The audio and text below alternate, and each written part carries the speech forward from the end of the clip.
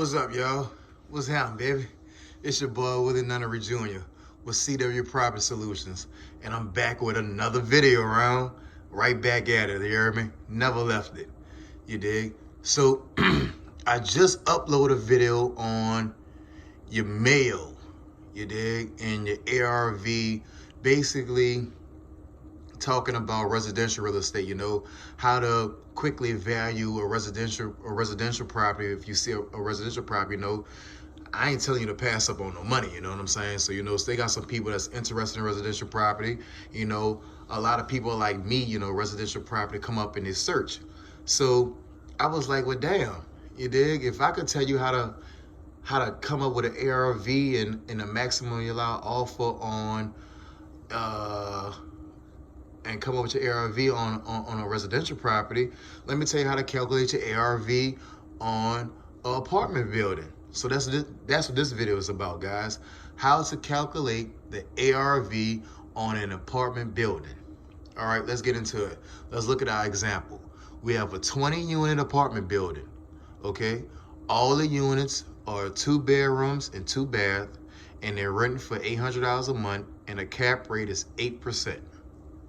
All right. Now, we already know, because we are experts in this market, we already know that this dude is significantly renting his units under market value for whatever the reason may be. He might be, you know, it might be poor property management. It might just be, you know, the guy don't care about the property. He just letting it go. It might be because, you know, he's an older guy and he just have no interest.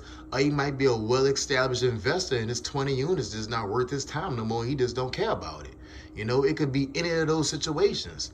But we know, this is what we know, because we're experts in this market, and we know this market. We know this market is significantly under rented. We know that other properties are renting for $1,000 a month, just off top. They rent for $1,000 a month. You don't got to do nothing but put a tenant in and rent it out for $1,000 a month. And we also know the renovated units. People who have units that are renovated in this neighborhood are renting for $1,300 a month. So altogether, that's a $500 rent increase we have on these apartments. That dude is letting it slide on by the waistline, like he just don't care. For whatever reason, he just don't care. He just content with his $800, you know, he just cool with it. So this is how we calculate our a.r.v. This is how we come up with our a.r.v. on these 20 units. We're gonna take the $500 rent increase times 20 units. That's gonna equal $10,000 a month. And we're gonna multiply that by 12 months. Because everything that we do on a commercial real estate property is calculated by annual, by 12 months. Everything we do is calculated by 12 months. So that's going to equal $120,000. And we're going to take our $120,000 and we're going to divide that by 8%. And that's going to give us a value of 1.5 million. So our a.r.v. is 1.5 million. Okay, guys? Let's go over it again.